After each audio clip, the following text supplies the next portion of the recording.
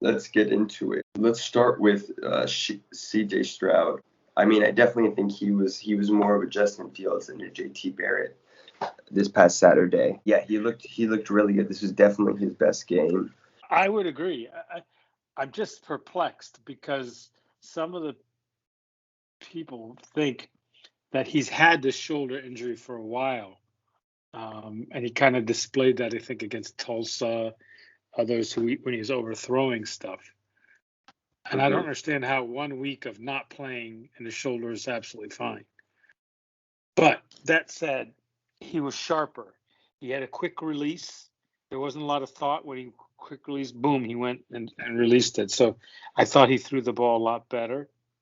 I think if you look at it a second time, he didn't have to make a lot of great reads. It was like the first guy or second guy, and boom, he was done. So, and Travion Henderson played awesome. He didn't play very much. I don't know if he was injured or they're just saving him or getting the other guys some reps. I don't know. And the defense looks good. I think that Ronnie Hickman is a real talent. Yeah. More on CJ. Yeah. I heard that Ryan said there was a moment for him where he had to consider, like, do I want this? Does he want it? That's what Ryan Day said. What do you mean, does he want it? Does who want it? CJ? Does he want to be the starting back at Ohio State? So, oh, wow. That makes me think that, this was mostly a mental thing for C.J. Stroud that he had to work through. I mean, if you're quarterback Ohio State, yeah, I assume you want it. Otherwise, why would you be there? Especially if you're a 5-star. Yeah, I think the pressure was definitely the heat was getting to him a little bit. Yeah, and then I like their ability to be prepared for the trickery that you knew was coming. Yeah, Greg Schiano, I guess during the broadcast they said that Greg Schiano said that they would have to play a flawless game on defense for them to have any shot. And the fact that he said that, and the fact that he did a fake punt on the first opportunity. I think this was just a bad matchup for Rutgers, and I think because of that, Ohio State fans have to take this with a grain of salt. That I think it was a really good result on Saturday, but I think it was always going to be that result no matter what.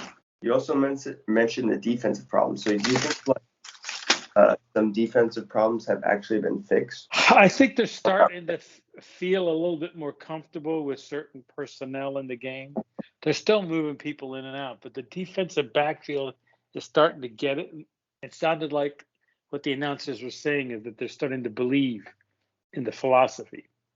So, they're using a lot of mix it up man-to-man to zone and trying to disguise it a little bit, which is not in Ryan Day's forte, or maybe it is, I don't know. But they almost seem to handle zone better than man-to-man.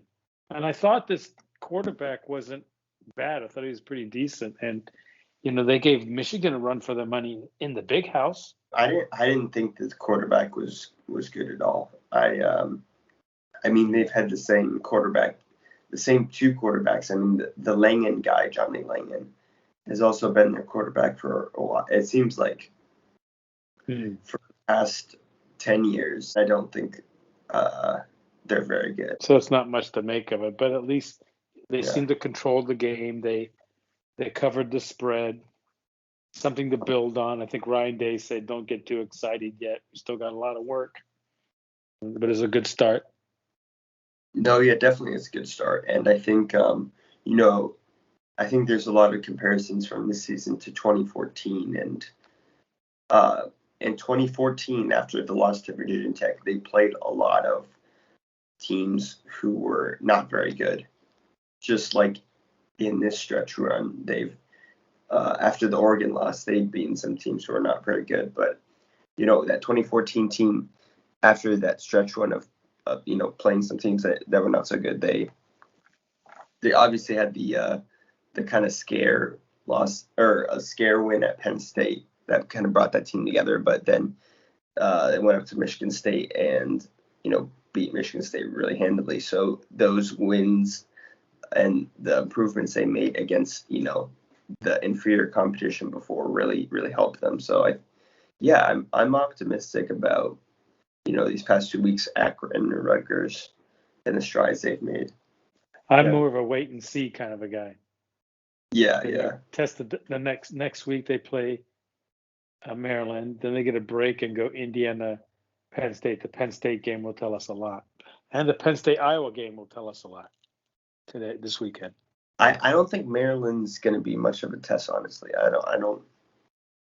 I think they'll be able to handle that, but I think kind of the bye is going to get them reset for the kind of their stretch run.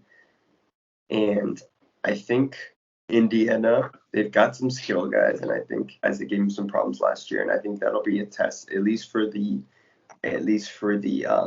defense.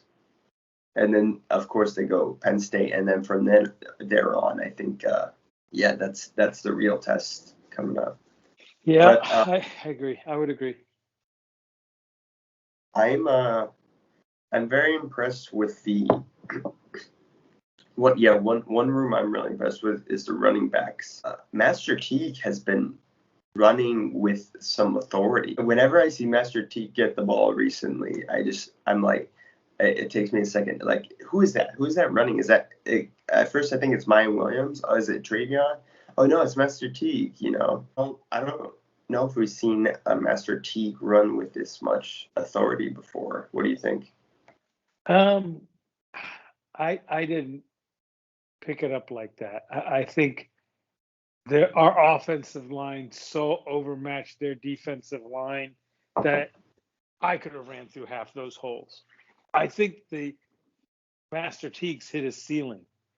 He's an okay back. He'll get you a few yards, but once he gets to second level, I don't think he's like Travion. Yeah, definitely. And creating and just Travion gets a step into the second level and he's ducking and moving around and stuff like that. Whereas Master Teague, I don't think he has the agility or quickness to make those kinds of cuts.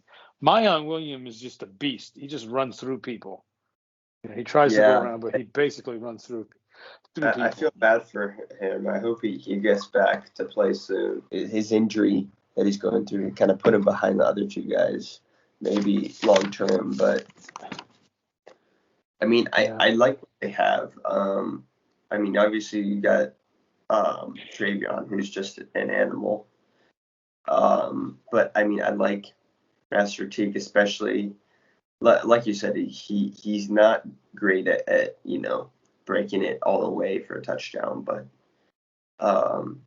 maybe in they talked about having him in maybe like third down and short packages or other kind of situations. But I mean, the offense is stacked. I think it's going to be, they're going to need to see if CJ Stroud has to keep developing and has to become that guy at the end of the year, that he has to be a championship, quarterback at the end of the year. But the rest of the offense, there's nothing to worry about. Even the tight end, we saw G. Scott come in, make some catches at tight end position. That dude, we haven't seen much of him before, but yeah, I thought that dude was like pretty big, pretty athletic. Yeah. And we got some deep tight ends that can play, no question. Well, so everyone is saying that Matt Barnes is Ohio State's new defensive coordinator without the title of defensive coordinator. What do you think about that? What are your thoughts on that? Do you think that's true? Yes and no. I think he's making the calls on defense like the defensive coordinator. I'm sure he's taking in all the information that Kerry is seeing up in the box and what Larry Johnson's telling him, and what some of the Washington's telling him. Washington's up and coming too, so I don't know if they're going to declare that till the end of the year. Right now, it's all hands on deck. We need to get this better, and this is how we're going to do it. So I don't think anyone's looking at this is my role, this is your role. Why am I doing your role and not getting paid what you get paid?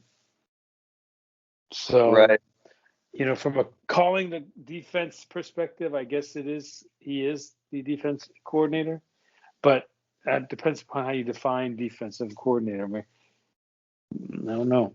Kerry Combs is still a great coach. Yeah. I mean, at least the DBs, but he's never done DC work. And that's the big beef. He's never been a defensive coordinator. And we're Ohio State. We could have gone out and got ourselves someone who was a defensive coordinator and not be an absolute rookie at it.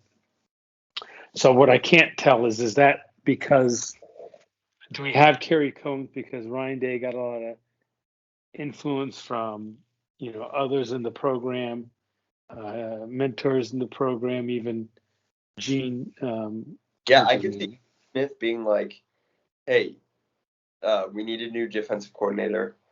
Like, I really think we should hire Kerry Combs." I could really see Gene Smith being a pushing powerful. For that. Yeah. So maybe it wasn't even. Or is it Ryan Day saying, "Look, I want single safety, matchup zone or matchup man to man with a single safety. What do they call it? 3-3-1 matchup." And if he's insisting on that, then there may be some defensive coordinators that are just out the mix because they don't want to do that. They don't believe that they do that because right now that ideal is not proven to be correct. Yeah. It's probably a little bit of both, but yeah, I mean, I think it's very possible that Kerry Combs, after the Oregon game, Ryan Day just realized that Kerry Combs is just not a good fit as defensive coordinator, and just change roles, kind of gave other people some more, maybe Paul Rhodes and Matt Barnes some more load there, but at the same time, I think it's very easy for people to get this feeling that Kerry Combs has been demoted from defensive coordinator. I mean, I think it's very easy to get that feeling just because he went to the box. Matt Barnes came down onto the field, so we're seeing more of him. The cameras are showing more of Matt Barnes than they are of Kerry Combs. Yep. Also, I mean, he is calling the plays, so there's just going to be more talk about him. So I mean, it's very easy to get that sense. So I mean, I don't know. Kerry Combs could absolutely, during the week and during practice, be carrying, a defensive coordinator-esque load there for the team, but it's difficult to tell for sure. I think the one criticism you could have of Ryan Day is he believes in hiring from within. A Corey Dennis guy, who's the quarterbacks coach, has got absolutely no experience and no business being a quarterbacks coach, but he's the son-in-law of Urban Meyer. Al Washington stepped into the role a little bit. He would rather hire from within and just promote from within. I'm not sure that's the right thing either. So I can't believe that we jumped. So there were some losses last week, but we jumped to number 7, and we actually jumped ahead of Oregon, which I think is kind of funny in the AP poll. Oregon is number 8 because they lost to Stanford. Stanford, who was unranked. There's a lot of talk out there in the Ohio State community that Oregon isn't that good. So, I mean, a lot of people saw this coming. I look at, I'm a fan, so I look at the team and I compare them to other teams out there, and I just don't know. I don't know if we could handle Penn State. I don't know if we're going to be able to handle Iowa. But Iowa's very traditional. I think they're like high in rushing yards, but very, very low in passing yards. I think offensively, we are the highest ranked team in the Big Ten. Yeah, I mean, I don't buy that Ohio State couldn't handle those teams, but I definitely think when it comes to Penn State, Iowa, maybe in the Big Ten championship, Michigan, maybe Michigan State, that there's going to be some extra juice that these teams have. I think right now these teams uh, see an opening in the Big Ten and in the Big Ten East, and I think that's going to give them some extra juice when playing Ohio State. I think especially when it comes to Penn State, because Penn State has been knocking on the door. They won in 2016, but they've been knocking on the door to win another one for a long time, and you know, Yeah, this is I their opportunity. yeah, They got a senior quarterback. They got, a receiver is a legitimate, you know, what's it called? Uh, Thorpe Award or whatever the receiver award is for the country. Not maybe even a Heisman candidate. So yeah, and I keep thinking on back on that. Do you remember that 2018 uh, Penn State? It was at Happy Valley. Ohio State came back in the fourth quarter with Dwayne Haskins kind of screen passes to win the game. I remember that press conference. Uh, James Franklin, when he was so animate, and he was talking all about how their program isn't elite. They're not quite there yet. They're a step I behind. remember. Yeah, he was gonna make he was gonna fix all the little things. He was gonna make sure all the little things were good enough so that that program was elite. Um, yeah. So I wonder if Penn State's finally elite. I wonder if I mean Yeah. James I think he's definitely there's something extra for him and for Penn State when it comes to Ohio State for sure. So Yeah, yeah, offensively, we're the number 2 team in the country. Defensively, we're way down. yeah, yeah. Defense has got some work for sure. Yeah, I think it's turning out to be an exciting season so far, and we'll see what happens. Let this guy develop. And then it begs the question, what happens next year with this quarterback competition? Because you're going to have CJ returning, you're going to have Kyle a year out, and yours will Yeah, have some interesting. understanding of things. So it'll be interesting to see where that plays out. Do you think if Kyle McCord does not win the starting spot after next spring, he'll stick around? No, yeah, it's interesting to see how long these guys will stick around. I wonder, although Jack Miller seems to be behind these guys, but I think Jack Miller uh, grew up as an Ohio State fan. He did, but he's from Arizona. Yeah, I that's don't know if he true. has some roots to Ohio State, but yes, I think he grew up an Ohio State fan, much Yeah, like Jack Sawyer. I wonder if a guy like him would end up staying his whole career. Even though he was a 5-star at some point in his recruiting cycle, that'd be interesting to see because I mean, yeah, Well, he could stick it out and become the next. What's that Arno, guy's? No, the guy who played for Alabama, the uh, quarterback that's at Mac New Jones. England, Mac Jones. He could be the next Mac Jones, sticking around, sticking around, sticking around, and his senior year start. Yeah, maybe. Um, But yeah, it's definitely going to be interesting to see. Ryan Day, his philosophy, which actually I think I agree with, is he goes, everyone, most programs don't go after the 5-star every year. They go after, every other year or something like that. But yeah, Ryan Day's very aggressive. He wants to go after the guy every year because he says, what if you miss? What if the guy you choose isn't the guy?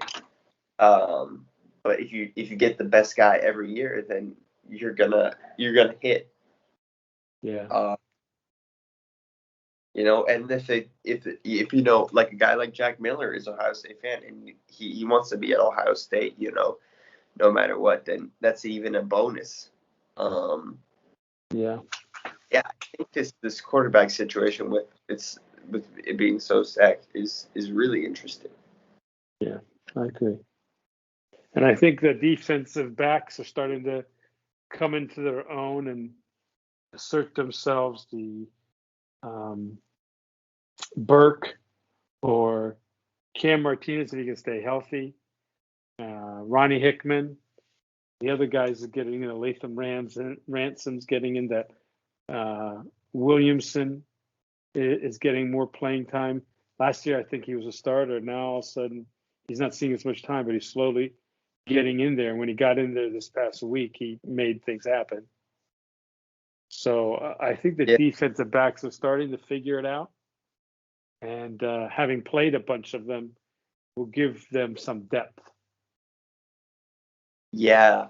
I mean, I'm kind of getting the feeling for the first time in a while at Ohio State that Ohio State has some dudes on defense. Like these guys, I mean, Trey Burke, I think, yeah, Ronnie Hickman, I think, the guys in the D line, they feel like dudes to me. They feel like Yeah. 2014 dudes. And I think last year they're kind of missing the like this guy is a dude who can make a play kind of feeling. Like even Sean Wade, I kind of feel bad for him, but he had a really bad year last year. I don't feel like I he agree was. with you. I agree with you. So it's nice to, even if they're playing these inferior competition, to feel like these guys have dudes that you're confident they can make some plays. Yeah. Yeah, we'll see. Time will tell.